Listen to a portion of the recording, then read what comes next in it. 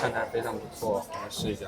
Hello， 大家好，今天带大家打卡一下日本这边的鸟贵族这个门店，因为今天出来办点事啊，恰好犒劳一下自己。我觉得很离谱的一点是，它这边的平板里面点餐，它都没有那个价格，我都不知道这些东西什么价格，就很离谱。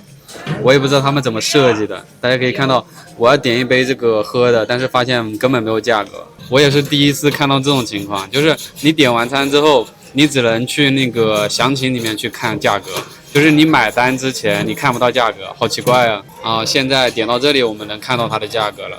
它好像都是固定的一个价格，就是390。点了一杯柠檬水，这柠檬水很大，也是390日元，里面好像是有一点酒精含量，我们试一下。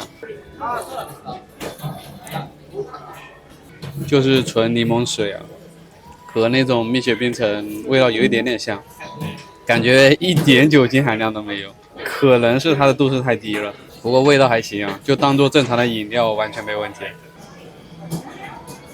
大家发现没有，在日本这边，大部分饭店里面它都是准备的那种湿巾，一般用那种纸巾的比较少。ピーマン、はい。つくねタレ、つくねチーズ、これですね。ありがとうございます。いらっしゃいませ。看起来非常不错，我们试一下。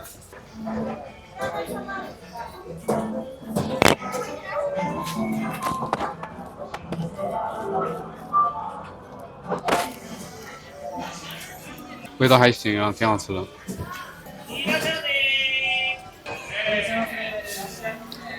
试一下这个，这个上面是芝士，裹了一层芝士，有一点点烫，但是挺好吃的。我感觉我点的还蛮多的，一个人吃的话会有一点点撑。大部分的烤串它都是默认2串，只有这个辣椒它是1串。试一下这个，因为这个和刚刚那个相比，就只有上面没有裹芝士这一个区别吧，我觉得没有太大的区别。果然没有区别，同样的价格，这种上面裹了一层芝士，我选择这种芝士的。我们尝一下它的这个鸡皮呀，也还可以，但是我感觉这个鸡皮没有那种新时代那个好吃。时代有一家叫新时代的那个鸡皮挺好吃的，那种是特别脆的那种，这种它不是那么脆的那种，这种多吃2串可能就会很腻，那种干的话它吃很多串都不会腻。我在很早之前第一次吃这个烧鸟串的时候，我在那种小摊子上买的那个鸡皮，我吃的真的是想吐啊！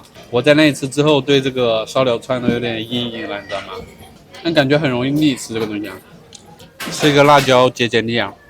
它这个鸡皮要嚼好久啊，本来我吃饭就比较慢，就是那种细嚼慢咽的人，然后他吃这个东西就是软的那种，要嚼更久。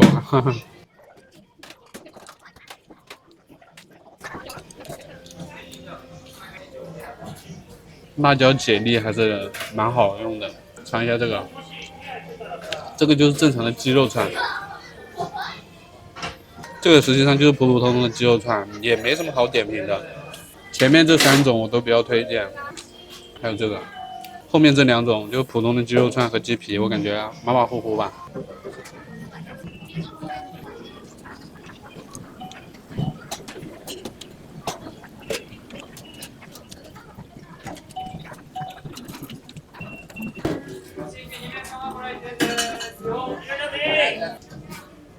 感觉如果它烤脆一点的话会更好吃，那味道还挺好吃的，就是容易腻，感觉有点多啊，看着好像不多，就是几串，但实际上吃起来感觉还挺撑肚子的。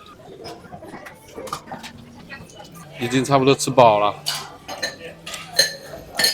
还有2串，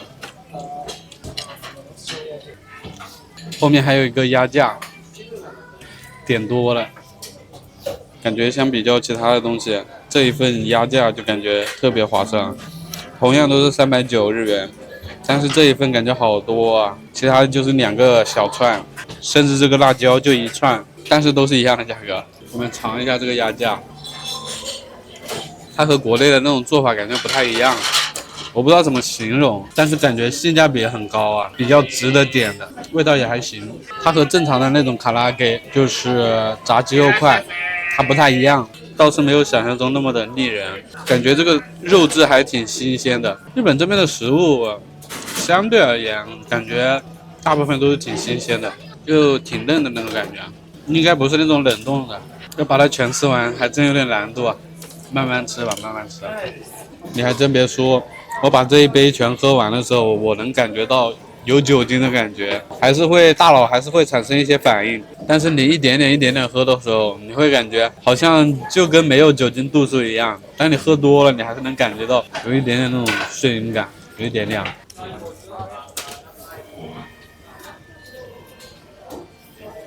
快顶不住了，但是没剩多少了，想着还是努力把它吃完再走吧。我还挺享受这种没有时间观念的那种感觉，就是想干啥干啥的那种感觉。来了一杯水啊，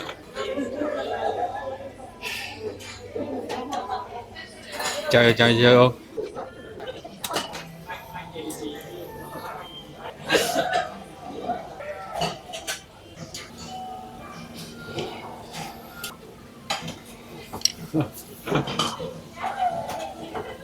先给它含到嘴巴里面，等会消化了之后再吃。